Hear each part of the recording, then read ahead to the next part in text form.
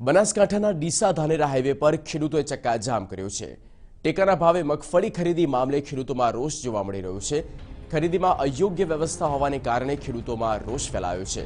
વારંવાર ધક્કા ખવડાવવા છતાં મગફળી ન ખરીદતા હોવાનો ખેડૂતોએ આક્ષેપ કર્યો છે। તો ખરીદીમાં અયોગ્ય વ્યવસ્થા હોવાને કારણે તમામ જે ખેડૂતોમાં છે નારાજગીનો સૂર છે અને નારાજગીના સૂરની વચ્ચે જ વ્યવસ્થા યોગ્ય થાય સુદૃઢ થાય તેવી પણ માંગ કરી રહ્યા છે। અને ખરીદી મામલે ધાનેરામાં તમામ જે ખેડૂતો છે તેઓ હવે આક્રમક મૂડમાં દેખાઈ રહ્યા છે।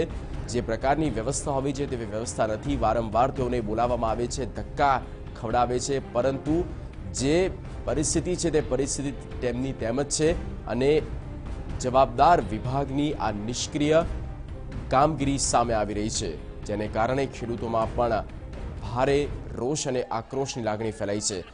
કુલદીપ પરમાર સંવાદદાતા ફોન લાઈન પર જોડાઈ ચૂક્યા છે। કુલદીપ, ખેડૂતોએ હાઈવે પર ચક્કાજામ કર્યું છે અને ભારે આક્રોશ સાથે હલ્લાબોલ કરી રહ્યા છે, શું વધુ પરિસ્થિતિ? જગદીશ, જે પ્રકારે સમગ્ર ઘટનાની વાત કરવામાં આવે તો ટેકાના ભાવે મગફળીની ખરીદી છેલ્લા 2 માસથી ચાલુ છે, પરંતુ હજુ પણ બનાસકાંઠા જિલ્લામાં એવા અનેક ખેડૂતો છે કે જેમણે પોતાની મગફળી ટેકાના ભાવે સરકારમાં આપવા માટે નોંધણી કરાવી હતી।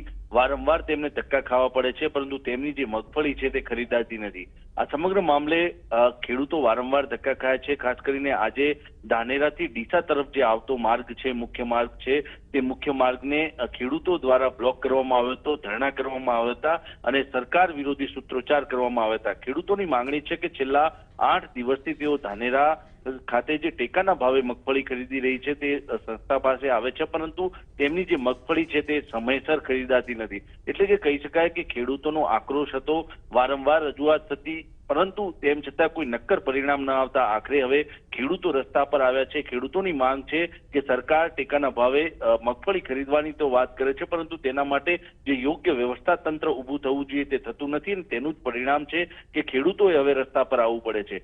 જોવાનું એ રહેશે કે ખેડૂતો હવે રસ્તા પર આવ્યા છે, જે મુખ્ય ડીસા અને ધાનેરા તરફનો જે માર્ગ છે તે બ્લોક કર્યો છે। સત્તાધીશ અધિકારીઓ અત્યારે પહોંચ્યા છે। જોવાનું એ રહેશે કે આ સમગ્ર મામલે શું નિરાકરણ આવે છે અને ખેડૂતો આ પ્રકારે વારંવાર પોતાના હકો માટે અને ટેકાના ભાવે મગફળી ખરીદી માટે રસ્તા પર ના આવવું પડે તે માટે જિલ્લા વહીવટી તંત્ર આ મામલે શું કાર્યવાહી કરે છે તે જોવાનું રહેશે।